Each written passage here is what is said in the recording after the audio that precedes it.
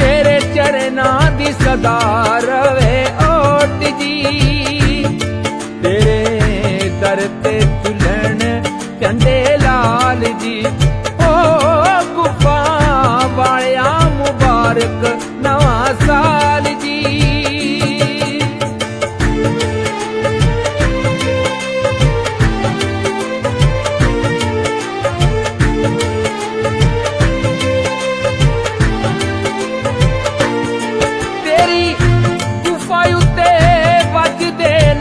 दल जी